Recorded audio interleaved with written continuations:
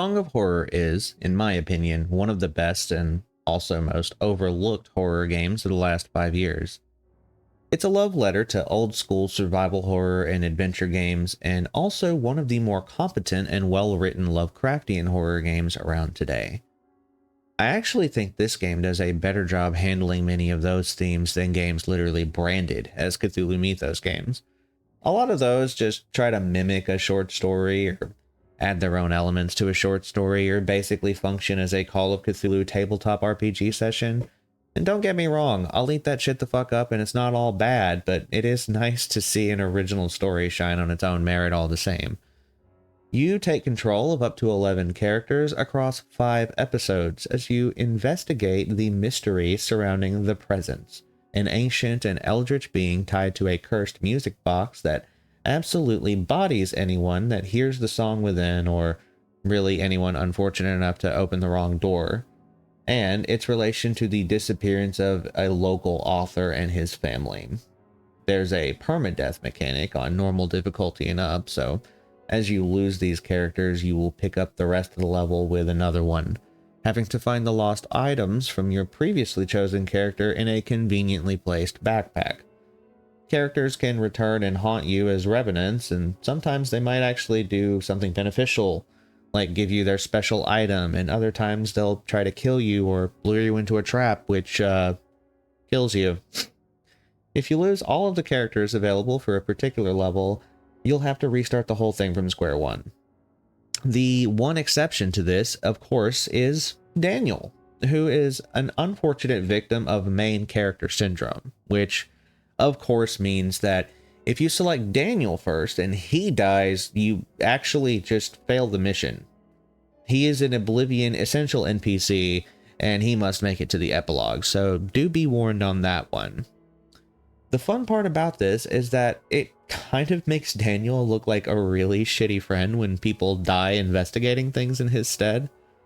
Oh, guys, thanks so much for helping me investigate this impossible to understand horror from the shadows. Could maybe one of you go into the haunted abbey? Oh, that's great. I'll just be out here fucking around with the front door. Death occurs either due to the constant assaults of the Presence or random things that a character can investigate or do wrong that result in an instant KO. First of all, and most commonly, is the Presence, which constantly monitors your progress and attacks as you move through each of the levels. Things like making too much noise, completing objectives, experiencing spooky events, whether they're scripted or not, will make it much more likely to attack you. It has various ways of doing this, and some are more interesting than others, but almost all of them are QTEs. This, personally, was probably the only part of this system that I was not huge on. But it wasn't anything that I found incredibly detrimental either. I actually felt like some of the events worked way better than others. But everything else about the AI interactions reminds me of Eternal Darkness in the best way. What?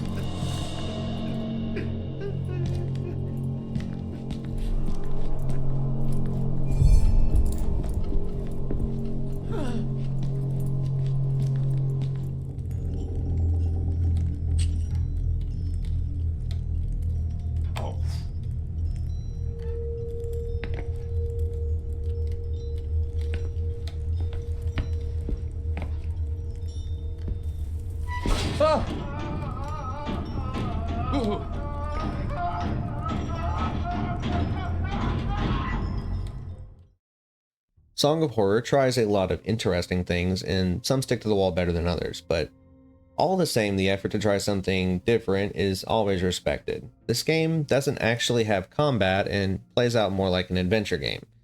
I think this works really well for the overall vibe that they were going for. You're not blasting away tentacle beasts with a pistol, you're solving a mystery and looking into something way beyond your pay grade.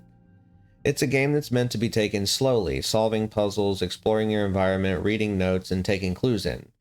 Exploration in Song of Horror can be fatal.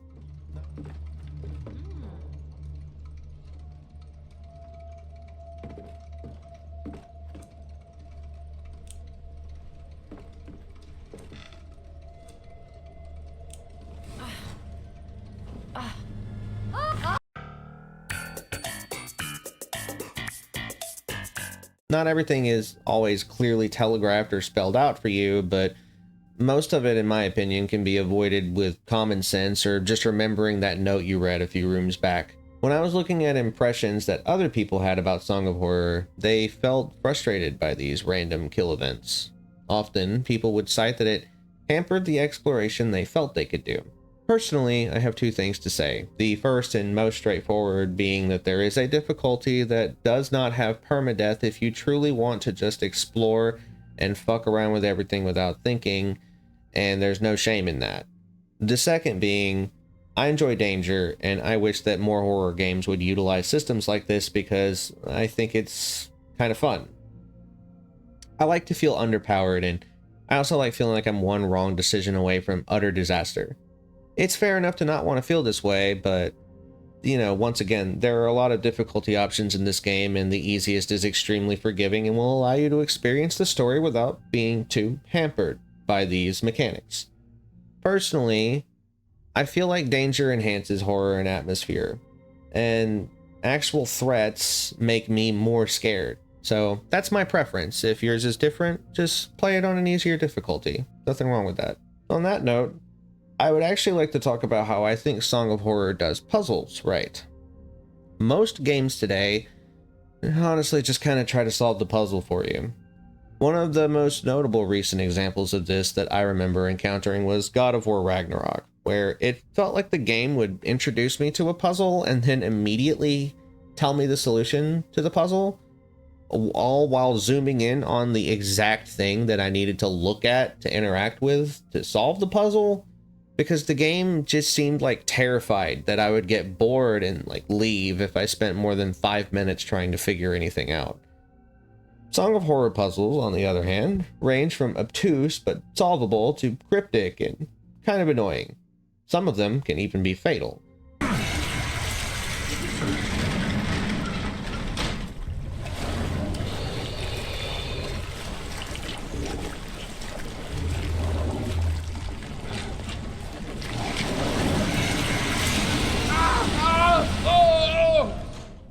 I still prefer this to a game that treats me like I'm scrolling TikTok while I'm playing it. Most of the puzzles were quite enjoyable and reminded me of the early days of adventure games and survival horror, where puzzles were meant to be a large part of the obstacles that you would face.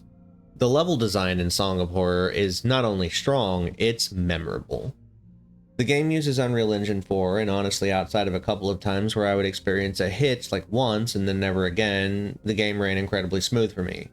Each environment is lovingly handcrafted, and the fixed camera angles are utilized well and add to the game's gorgeous look and perspective.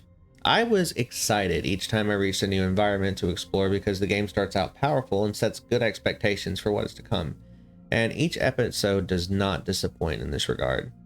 No areas felt redundant, the lighting is moody, watching rain drip into a puddle is satisfying.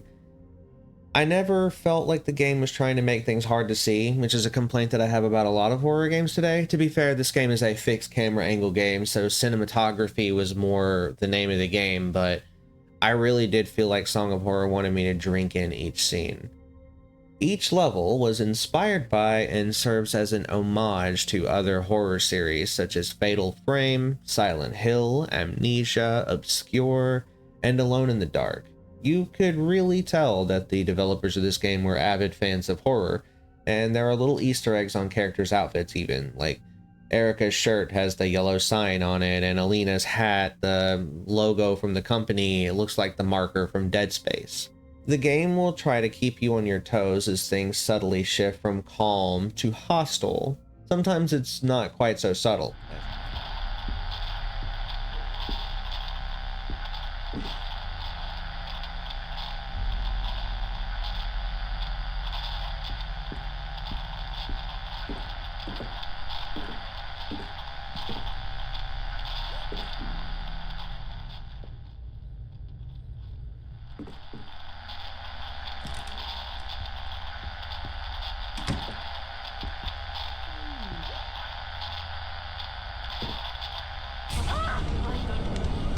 That damn door!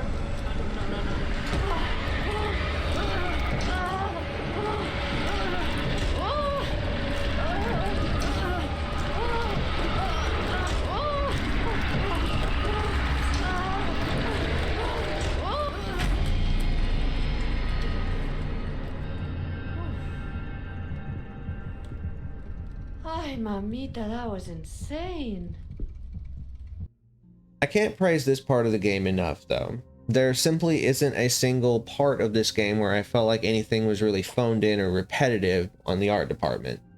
A lot of games that I play sometimes have levels that kind of feel like they're beginning to wear out their welcome with me, or maybe they just go on like a couple of hours too long, and I think it's really important to note that I never felt this way with Song of Horror. It's aesthetically pleasing, and I felt like the balance between tension and calm exploration met in the middle amicably. Sound design is extremely important in any horror game, especially ones that rely on building an oppressive atmosphere rather than constant combat. It's important that even when you're not explicitly in danger, you are on edge and not feeling safe. Games like Silent Hill know this well, sometimes playing sounds or alarming music just to freak the player out. The iconic radio is a memorable example of this. The sound design in Song of Horror is as good as the visual design. This game has an immersive soundscape, and ambient sounds are well done, and the game will sometimes have very little or no background music at all in order to make this ambience shine. When the game does utilize the soundtrack, it's done well and complements the environment appropriately.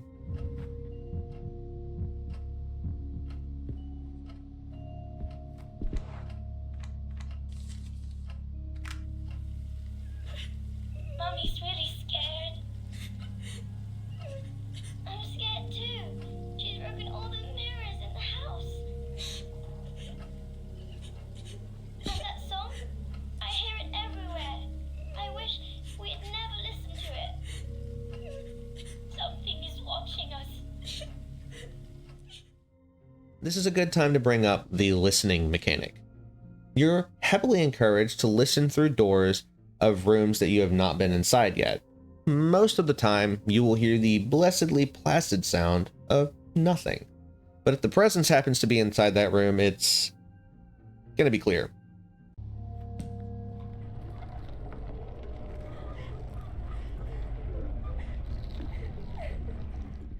Voice acting, on that note, can be hit or miss, but not in a devastating way or anything. If you played old Silent Hill or Resident Evil game, this will not feel out of place and it'll actually be charming. Again. Another Friday evening and I'm working as an errand boy. I suppose they're too important over at Wake Publishers to come looking for jolly old Husher themselves. Shit. Even I should be too important for that. Though I mustn't overstretch my complaints. Rising from my lot as a drunkard and financial ruin to that of an errand boy is actually quite an improvement. I just saw something weird as fuck. I was out having a smoke because Miss Claire doesn't like me smoking near the books, even though the students do it all the time. When I came back, the slide machine had switched on by itself. Professor Husher once mentioned that the same thing had happened to him, so I thought it was just acting up again.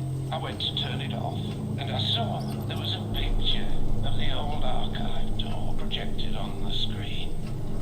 Then the door started to open. I couldn't look away, and when it opened a bit more, I could have sworn I saw the control room from downstairs.